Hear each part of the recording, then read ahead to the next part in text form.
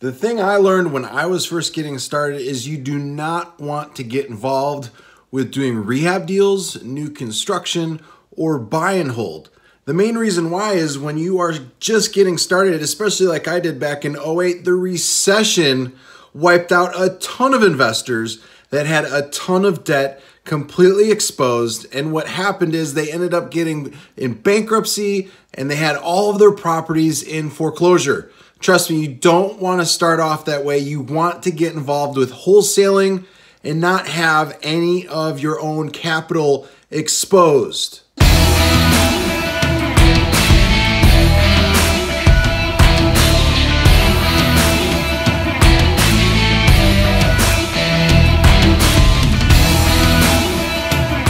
What's going on? Welcome to my YouTube channel. I am Jason Lucchese and I am so happy that you are here today. Last video that we did was awesome. You could check that out by clicking over here. I'm going to put that up there for the video that you could check out. We talked about a lot of great stuff, especially with what's going on in today's market. And also I asked some really great questions from you about who's your favorite superhero? What is your favorite food? And we're going to keep that ball rolling. I want to know two things. If you are willing to share, that would be great. What's your favorite all-time movie? I know that's hard, so if you have to just give me maybe something from your top 5, that would be great. I know Dumb and Dumber for me is going to be up there. And I want to know, what's your favorite dessert? For me, it's going to Grater's and getting a nice little treat for myself. I'm an ice cream junkie, so share something with me. Let me know, what's your favorite movie? What's your favorite dessert? I would greatly appreciate getting to know you a little bit more. And also too, I just want to remind you, make sure you subscribe to the channel. Videos like these are going to come out every Monday, Wednesday, and Friday at 3:30 p.m. Eastern so that you are getting all of the information that you need. So today we're going to be talking about some of the ways that you could be getting started with your real estate investing business. I got started back in 2008, so I know a little bit about getting started during difficult times. So we're going to go over everything that you need so that you can make really great decisions during a down market. Hop right in. All right, so here we are. We're in 2020, and if you're just getting started with real estate, I'm not going to be the one that says, hey, why did you start late? Because it's, in my opinion, now is the best time for you to get started. The start time is always the best time. So let's hop into some of the things that you're going to need in order to get your business going. The one thing that I would tell you, one of the things that I got started with is I set up my LLC back in 2008. And I would highly recommend that you set up some sort of a business entity. I would encourage you to do an LLC, but hey, I'm not an accountant, I'm not an attorney, so speak to somebody that is obviously legal and could set all of that stuff up for you. My attorney, that was a co-author of my book, Flipping Out Over Probate, he would also recommend setting up an LLC. It's some really great stuff, and I would avoid, hearing from some of these other gurus out there that say, hey, set it up in Nevada or set it up in North or South Dakota. That's all nonsense. You have to live there 51% out of the year in order to take advantage of those opportunities that come with the tax cuts and all the tax breaks that you would get by living there. If you aren't there, you're not going to see them. Same thing goes like if you want to get, all of your money tax-free by living in Puerto Rico, you have to stay there 51% out of the year in order to get those tax breaks and to be sheltered from it. So that's completely up to you. If you're going to be operating like I operate in Indiana, my LLC is here in Indiana. There's no reason for it to be in Nevada. I only go there maybe once every other couple of years, so it doesn't make sense. So next up from there, you're not going to need a whole lot. A lot of people might tell you that you need to get like a software, you might need to get a website, you might need to get an office space. To be honest with you, all I had when I first got started was my car, my laptop, my cell phone. That's pretty much all I used to go ahead and get started, and obviously that worked out pretty well. Don't pour a bunch of money into things that you don't need right off the bat. Yes, those things are gonna be needed down the road, like software. You're gonna definitely need some sort of a software so you can put your deals in and you can properly see how the deals are going through and flowing so that you know the stages of when it's contracted to when it's ready to close. You don't need that stuff right now. As long as you have a legal pad and you could write down the things that you need on the properties, you're gonna be just fine. If you have a laptop, great. If you can't get a laptop or you don't have access to a laptop, go to the library. You can always go to the library and start at least researching things from there. Next up from there, you're gonna go ahead and need to start building your cash buyers list. This is gonna be extremely important. And I've got a video that I made, and I'll put it right here that you could click on and you could watch that video at your leisure. It talks about really great ideas and tactics for finding cash buyers. And that's one of the big things that you're gonna need. Now, where you're gonna be able to store these individuals, these cash buyers, I'd recommend using a service like MailChimp. It's free. You could use MailChimp and you could store up to 2,000 contacts absolutely at no charge. And you could send out 12,000 plus emails every single month. Again, free of charge. I want you to take advantage of things right now of being able to get your business started. You don't need a bunch of stuff. You don't need to get a bunch of stuff because if you haven't done your first deal yet, there's no point of investing in a bunch of these tools that you don't need. So building up your cash buyers list is going to be essential. You need to find out exactly what they want. And in the video that I recommended to you, and I'll put it up here again,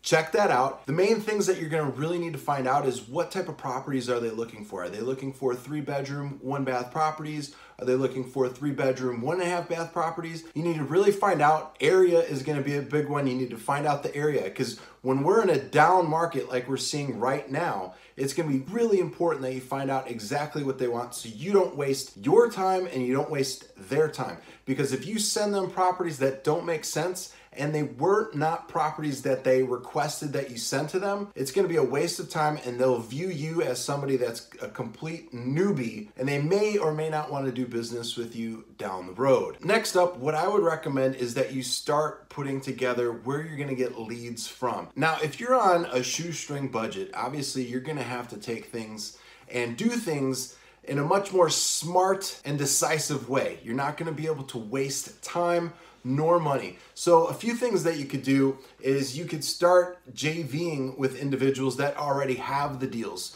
For example, one of the things that I did when I first got started in this business is I would call other individuals that I saw bandit signs from. I would network with people at your local real estate investors meetings. You could find plenty of them on also meetup.com. Start networking with other individuals. They already have deals, and if you have the cash buyers and it meets, then you guys could connect and do a JV on that deal to where you guys could split 50-50 of the deal. So if a $10,000 deal comes up, you just pocketed $5,000 and the other individual pocketed $5,000 on that one wholesale transaction. And the only documents that you would be needed on that one is a JV agreement. And if the other individual is bringing the deals together, that individual will have a purchase and sales agreement put together and an assignment of contract. It's important that you have that JV agreement put in place and you can start using that in your business. The next thing that I started to do was I would start to drive around the areas that my cash buyers were wanting. I would start looking at properties that I saw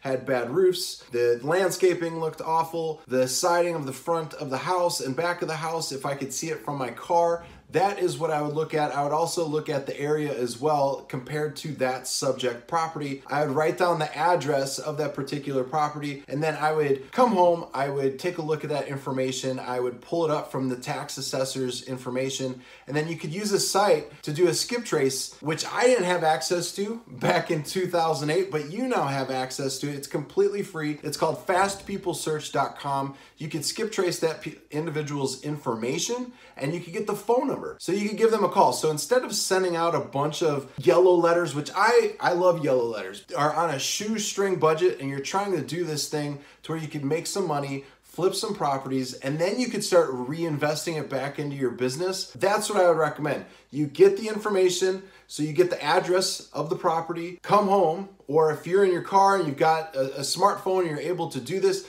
pull it up right then and there, and you could give the person a call. What if they're home? The other thing too is before you even leave that property, don't leave. Make sure you go and put a Post-it note up on the property. What I would recommend that you put on the Post-it note is please call, then your phone number, and then put thanks, your name, okay? So again, That's going to be a really big one for you. Using the leave behind, the yellow letter post-it note is going to help you out quite a bit. Now, leaving behind a post-it note, especially that nice yellow color, and you putting, please call me, phone number, thanks, and then your name, you're going to get a huge response rate. If you do that correctly and you put it on the houses to where you've identified, hey, the other houses, they've been updated. They've got nice roofs. The siding is nice. The driveway is in good condition. It's not all cracked up. I'm telling you right now, those post-it notes will get you anywhere between a 40 to 60% response rate. And now you start having deals come in from just doing driving for dollars method on a budget. And one of the things that I did back in 2008 is I would go to the county recorder's office. I would look up recently filed notice of defaults, and I would get in contact with those individuals to see if they would be interested in selling their homes. Now, some of the things that you could be looking out for when individuals are behind on their mortgage, that's what a notice of default is. That's when somebody's gotten behind by 3 payments or more, and the bank has filed what's called a notice of default. Or if you're in a state that calls it lis pendens, it's the same exact thing. They've filed a foreclosure judgment for the amount that's owed. If the house is worth $250,000 and they owe $100,000, that might be a really good deal for you. Or if they say, for example, they owe then more than what the house is worth, that might be a really good potential deal opportunity for you as well. Now, on top of that, a lot of the individuals that you're going to be working with, other wholesalers, other investors, they may not even want to deal with those foreclosure opportunities. You should be the one that takes them because they're very easy to work with and you can get decisions pretty quickly. Now, they're not going to be quick as if you called somebody and you got the deal right over the phone. You're going to have to work with the bank a little bit, and that's completely fine. Once you work with the homeowner and you get all the information submitted, you're going to be working on a really great deal that you can have a decision on within probably 30 days to 90 days, and you could already have your buyer completely lined up. On top of that, when I was just getting started, and again, this is all if you have a shoestring budget. The other things that you could be getting at the county recorder's office, and while you're there, you might as well pick these leads up as well. People that have recently passed away, this is going to be called a probate. And once you start looking at these probate deals, these are going to be potential opportunities for you to reach out to the executor of the estate, the individual that's handling whoever passed away. So for example, let's just say mom passed away. The executor of the estate is going to be the one that wants to either sell the property or keep it. Now, from experience, from doing this for over 12 years, we've seen that 95% of the executors just want to sell the property. It's a very touchy subject, a difficult time for them. So they want to sell those properties as quickly as possible, and that brings up an opportunity for you to help them. We're all about helping people during difficult times or even regular times, right? We're all about trying to help out as much as possible. So always put on your listening cap. I want you to listen to their problems. Ask them questions, find out the problems, and then be a problem solver. I don't know how many times I could say that. I say it all the time in all of the videos that we're putting out. Become a problem solver. Become somebody that can help, because that's going to be the biggest thing, and that's going to be the difference separator between you and the other person that is going after the same exact deal. So far we've covered getting a business entity. I recommend getting an LLC. We talked about getting cash buyers. That's going to be huge for you to do. And again, you could pair up with other individuals that already have an existing buyers list. Maybe you could go out and find those deals for them. Or it could be complete opposite. We talked about you get the buyers list, they have the deals, and then you merge those together and you could do joint venture deals to where you're splitting profits 50-50. That works out. You can get money really quick within the next 30 to 60 days as long as you go out there and execute and put together a proper business plan for going forward. Next up from there, we talked about different ways for you to go out and find deals on a shoestring budget without really spending that much on marketing besides getting the little tiny post-it notes that you would go out there and get. And then obviously you're going to account for gas. So right now, those are the main things that you're going to need to go out there on a shoestring budget. And I know this personally because when I was just getting started, I had about $5 to my name, and I was getting unemployment check to unemployment check every single week. And every time I got the funds from the unemployment, it would go straight into the bank account for bills. So literally no joke. And at that time they had the $5 footlongs over at Subway, and I would always joke with people a couple of years later, once I finally started getting deals done, I was like, I barely had enough money to buy a $5 Subway footlong. And I'll tell you, as long as you go out there, you have the right mindset, and you're not gonna take any no's as, hey, you suck at this. Because I will tell you right now, you do not suck. Anybody can do this business, especially from a guy that was voted least likely to succeed. I had a D average in high school, and I knew as soon as I got out, I wanted to make something happen. So as long as you have that will, that drive, and you really want to go out there and make it happen, you can. Don't let anybody ever tell you that you can't, because you can. Hey, if you enjoyed today's video, make sure you become a subscriber. You'll get instantly notified, especially if you hit this little bell. You will get notified on your phone of whenever we release brand new videos just like this. If you enjoyed today's video as well, make sure you give us a thumbs up. That would really help out. I want you to take away from this video that you can go out there, literally do this business. If you're just getting started right now, don't allow what's going on right now in the economy, in the world, to affect your ability to go out there and make it happen. Even if you are confined to home right now, you could still be doing this business virtually. You could be doing things like Craigslist, Zillow. You could still be connecting with people over the phone. This is the best time for you to be getting started. Don't let anybody else tell you different. Because if this is what you want to do, if this is what you want to do to make money, and you want to do this so that you could start living the life that you desire, don't let anybody ever tell you that you can't. I will tell you, back in 2008, the recession was happening, and I was having family members and friends tell me that I was crazy and that I was stupid for doing this. But I'll tell you, I had a son on the way. Nobody was going to hire me because I didn't have a college degree, still don't have a college degree, and I wasn't getting any job offers. The only job offers I was receiving were for 100% commission only jobs. So what I did, I placed a bet on myself, and I decided to move forward. If that's you, you will have no problem going out there and making it happen. And I know it's cliche to say going out there, right?